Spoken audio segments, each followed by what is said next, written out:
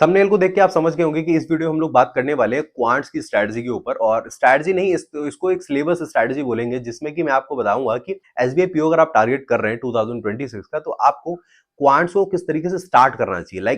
आपको पहले speed maths करनी चाहिए, डीआई करनी चाहिए या फिर अर्थमेटिक करनी चाहिए, कैसे कॉम्बिनेशन बनाना चाहिए और कितने समय में किस चीज को आप पूरा कर सकते हैं। तो इन सब चीजों को जानने के लिए इस वीडियो में बने रहना। चलिए फिर शुरू करते हैं। जैसा कि आपने इंट्रोडक्शन में देख लिया होगा कि आज की वीडियो में जो हम बात करने वाले हैं, प्रॉपर बात करने वाले हैं एसबीआई पीओ आपका 2026, और जिसमें कि क्वांट्स, इसमें हम प्रॉपर बात करेंगे कि कितने मार्क्स का क्वांट्स आता है और किस तरीके से इसको तैयार करना चाहिए और क्या क्या सिलेबस होता है, ए टू जेड सब कुछ। ठीक है, तो क्वांट्स की बात करें तो देखो, एसबीआई पीओ ने लास्ट ईयर से पैटर्न चेंज कर दिया, जिसमें अब 30 क्वेश्चन क्वांट्स में आते हैं एंड 30 आपके रीजनिंग में आते हैं एंड 40 जो है वो आपके इंग्लिश में आते हैं। ठीक है, तो हम इस टाइम बात करेंगे ओनली ऑन 30 के ऊपर। ठीक है ना। अब इस 30 की बात करते हैं तो इसके लिए बिल्कुल जीरो से स्टार्ट करते हैं। तो देखो, क्वांट्स का जो हमारा सिलेबस है वो स्टार्ट होता है सबसे पहले हमारा स्पीड मैथ्स, और उसके बाद फिर हमारा डेटा इंटरप्रिटेशन। ओके, और एट द एंड जो हमारे पास होता है वो है अर्थमेटिक। मैं इसको इसी तरीके से डिवाइड करता हूँ, आपकी मर्जी जैसे आप कर सकते हो, बट मेरे लिए सबसे बेस्ट यही है। अब यहाँ पे सबसे बड़ी बात ये आती है कि जो स्पीड मैथ्स है ना, वो अगर एसबीआई पीओ की बात करी जाए तो वो बिल्कुल ही जीरो लेवल पे जा चुकी है। आप ये समझ लो कि स्पीड मैथ्स क्या ही आती होगी। अगर लास्ट एग्जाम्स की बात करी जाए तो वही 3 क्वेश्चन या 4 क्वेश्चन बस, जो कि हमारी अगर बात करी जाए, अगर आईबीपीएस पीओ की बात करी जाए तो उसमें ऑलमोस्ट ये आती है 8 से 9 नंबर की आराम से आती है। बट इसमें केवल 3 और 4, 3 और 4 क्वेश्चन रह जाते हैं, जहां पे आईबीपीएस पीओ में आपके 8 से 9 क्वेश्चन होते हैं। तो अर्थमेटिक और डेटा इंटरप्रिटेशन पे पूरा रिलाय कर रहे हैं एसबीआई पीओ, और स्पीड मैथ्स से बिल्कुल जा चुके हैं। तो स्पीड मैथ्स के बारे में क्या ही बात करी जाए, बट फिर भी सिलेबस है तो बात तो डेफिनेटली करी जाएगी, है ना। तो देखो, अगर स्पीड मैथ्स की बात करी जाए तो स्पीड मैथ्स में आपका आता है अप्रोक्सीमेशन। ठीक है ना। वैसे तो सिंप्लीफिकेशन भी होता है, बट सिंप्लीफिकेशन जो है वो कभी भी पीओ लेवल के एग्जाम में नहीं आता, वो ओनली क्लैरिकल लेवल के एग्जाम में आता है। ठीक है, अप्रोक्सीमेशन, देन क्वाड्रेटिक और रॉन्ग नंबर सीरीज। ऐसा नहीं है कि केवल रॉन्ग नंबर सीरीज आता है, मिसिंग नंबर सीरीज भी आता है, बट मिसिंग के चांसेस थोड़े से कम हो जाते हैं। जहां हम चीजें डिफिकल्ट बनाते हैं तो फिर वहां पे रॉन्ग नंबर सीरीज ज्यादा आते हैं। ठीक है, तो ये केवल इतना है जिसमें से आपको 3 to 4 क्वेश्चंस देखने को मिलेंगे एसबीआई पीओ के क्वांट्स में। ठीक है, अब इसको तैयार करने के लिए आपके ऊपर है, आप जैसे चाहे वैसे कर सकते हैं। वैसे इसको तैयार करने के लिए ऑलमोस्ट अगर आप प्रॉपर पढ़ते हैं तो 1 वीक, बस 1 वीक में आप 0 to 100 जान जाएंगे। उसके बाद फिर आपका काम रह जाएगा ओनली ऑन प्रैक्टिस। जितना आप प्रैक्टिस करेंगे, जितना आप घिसेंगे, उतना ही चमकेगा। इसमें कोई भी ऐसा रोल नहीं है जो कुछ अलग सा हो ना, कुछ भी ऐसा नहीं है। केवल इतना है जिसमें आप जितना ज्यादा घिस लेंगे, जितना ज्यादा रगड़ देंगे, उतना ज्यादा आप चमक जाएंगे। बाकी आपके ऊपर है। अब हम लोग डेटा इंटरप्रिटेशन की बात करते हैं। वैसे हम अर्थमेटिक की बात करते हैं, बट डेटा की बात मैं क्यों करता हूं, मैं आपको रीजन बताता हूं। देखो, जहां आपके 30 क्वेश्चन की बात आती है ना, वहां पे आप ये मान के चलिए एटलीस्ट आपको 3 DI यहां से देखने को मिलेंगे। समझ रहे हैं आप? और 3 DI का मतलब होता है आपका 15 क्वेश्चन कम से कम। ठीक है, जहां पे 15 क्वेश्चन आपके पास ये आते हैं, 3 से 4 क्वेश्चन आपके पास ये हो गए, तो ऑलमोस्ट आपको 10 से 12 क्वेश्चन यहां से देखने को मिलेंगे। ठीक है, तो अब मैं आपको बताता हूं कि डीआई इसमें कितने टाइप्स की होते हैं और किस तरीके से करनी चाहिए। ठीक है, क्योंकि पहले आपका सिलेबस जानना बहुत जरूरी है, देन उसके बाद इसको किस तरीके से करना चाहिए उस पर हम लोग बात करेंगे। ठीक है, सबसे पहला डीआई आता है आपका बार ग्राफ। ठीक है, और बार ग्राफ किस तरीके से दिखता है उसकी देखो, अभी मैं इमेज दिखाता हूं। इस तरीके का बार ग्राफ दिखेगा। अब बार ग्राफ्स में भी अलग अलग टाइप्स होते हैं, इसमें भी अगर जितना आप अंदर घुसेंगे इसमें भी अलग अलग टाइप है। इसमें होता है एक कंपोजिट बार ग्राफ, अभी आप देखना, इसकी इमेज भी आपको दिखेगी। ठीक है, देन उसके बाद होता है आपका स्टेक बार ग्राफ। ठीक है, इसकी भी इमेज आपको दिखेगी। और इसी के साथ ये तो हो गया बार। अब हम लोग आते हैं पाई चार्ट पे। देन उसके बाद होता है आपका पाई चार्ट। पाई चार्ट में भी आपके single pie chart, double pie chart, वो तो आप जितना चाहें उतने वेरिएशन बन जाते हैं, बट ऑलमोस्ट अगर एसबीआई पीओ की बात करिए तो उसमें डबल पाई चार्ट तक डीआईज आते ही आते हैं। अब देन उसके बाद हम लोग बात करते हैं आपका टेबुलर।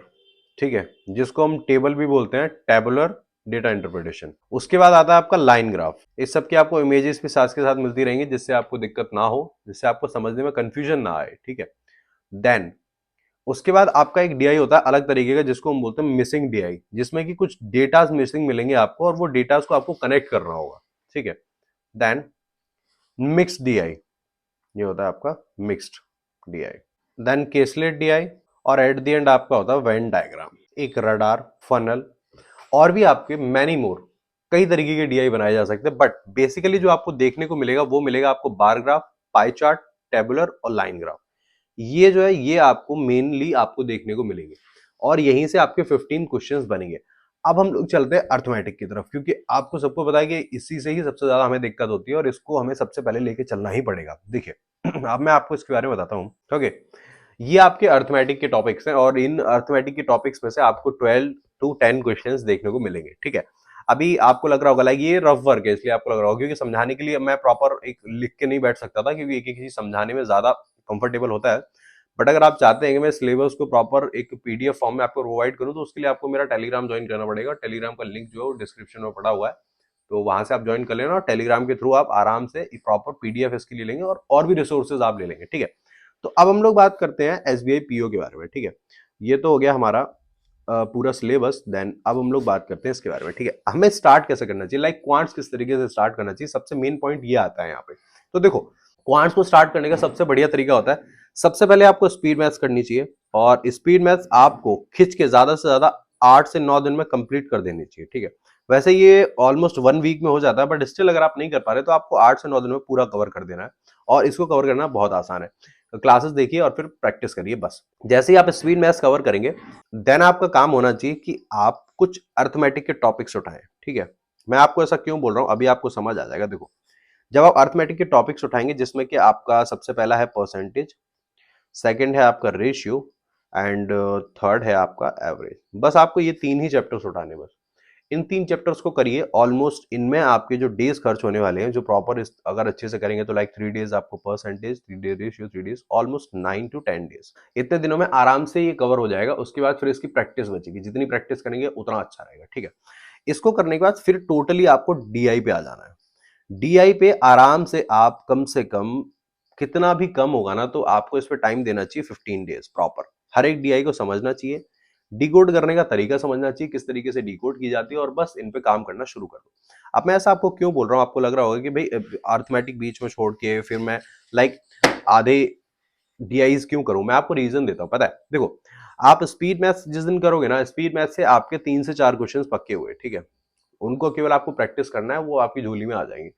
देन उसके बाद ये अर्थमेटिक के 3 चैप्टर्स करने की जरूरत इसलिए है क्योंकि जब तक आप ये 3 टॉपिक्स कवर नहीं करेंगे तब तक आप डीआई को छू भी नहीं पाएंगे। और जिस दिन आपके 3 टॉपिक्स कवर हो गए उस दिन आप डीआई छू पाएंगे, और डीआई छूते ही आपके 15 मार्क्स जो है वो आप ग्रैब कर लेंगे। अब आप ये सोचिए कि लाइक मान लीजिए आपका एग्जाम 90 डेज बाद है। ठीक है, एक पॉसिबिलिटी लेके चलते हैं, ओनली 90 डेज बाद है, जिसमें कि आपने स्टार्टिंग की 10 डेज एंड 9, आपने स्टार्टिंग की जो 19 डेज है उसमें आपने 15 मार्क्स का कवर कर लिया है। ओके, और इसको कवर करने के बाद ओनली आप 19 निकाल दीजिए, मतलब कि आपका 79 डेज। तो 79 डेज तक केवल आप प्रैक्टिस कर रहे हैं daily, back to back practice practice practice. आप मुझे बताइए कि ये मार्क्स आपके कहीं नहीं जाने वाले।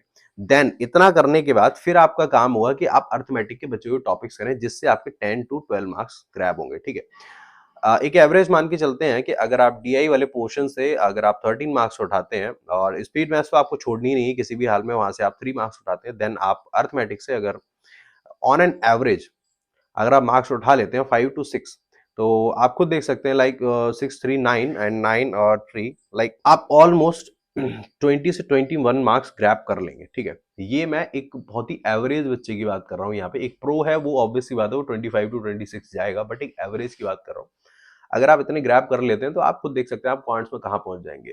सो दैट्स द स्ट्रैटेजी कि आपको first of all speed maths cover करना चाहिए, देन सेकेंडली आपको डीआई कवर करना चाहिए, और डीआई कवर करने के बाद थर्ड आपका काम होना चाहिए कि आप प्रॉपर तरीके से अपना अर्थमेटिक कवर करें, और दैट्स द स्ट्रैटेजी, यही स्ट्रैटेजी होती है। और इसके सिवा अगर आपको कुछ और लग रहा है तो आप वो भी कर सकते हैं, मुझे कोई प्रॉब्लम नहीं है।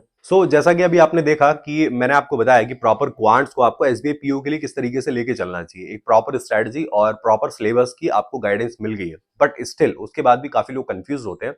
तो आप मुझे इस कमेंट सेक्शन में बता देना कि आपको किस चीज की नीड है, वो आपको प्रोवाइड करा दी जाएगी। और इसी के साथ मैं अभी एक क्वांट्स की प्रॉपर वीडियो भी लेके आता हूं, जिसमें मैं बताता हूं कि एक्चुअली अगर आप सारे बैंक एग्जाम्स को टारगेट कर रहे हैं तो आपको क्वांट्स को किस तरीके से लेके चलना चाहिए, और उसका सिलेबस क्या होना चाहिए, उसकी स्ट्रेटजी क्या होनी चाहिए। ठीक है, अगर आप चाहते हैं मैं ये वीडियो लेके आऊं तो कमेंट सेक्शन में डेफिनेटली बता देना। और इसी के साथ अगर आप चाहते हैं कि इसी तरीके से मैं रीजनिंग और इंग्लिश की भी वीडियोस लेके आऊं, लाइक प्रॉपर एसबीआई पीओ के लिए और आपके सारे बैंक एग्जाम्स के लिए, तो आप मुझे बता देना कमेंट सेक्शन में, तो वो वीडियो भी जल्दी से आ जाएगा। लेकिन बस मेन पॉइंट ये है कि जब तक आप कमेंट सेक्शन में मुझे बताएंगे नहीं, तब तक मुझे समझ नहीं आएगा कि हाँ ये करना है या फिर नहीं करना है, ठीक है। और इसी के साथ ऐसी और वीडियोस के लिए मेरे चैनल को सब्सक्राइब कर लीजिए, वीडियो को लाइक कर लीजिए और टेलीग्राम चैनल को ज्वाइन करना मत भूलना, क्योंकि वहां पे ही इसका जो पीडीएफ है ना, जो सिलेबस का पीडीएफ है प्रॉपर, और जो स्ट्रेटजी की जो पीडीएफ है वो आपको वहीं मिलेगी। इसलिए टेलीग्राम को ज्वाइन कर लेना, और मिलते हैं हम लोग नेक्स्ट वीडियो में। तब तक के लिए पढ़ते रहो, मुस्कुराते रहो। हर हर महादेव।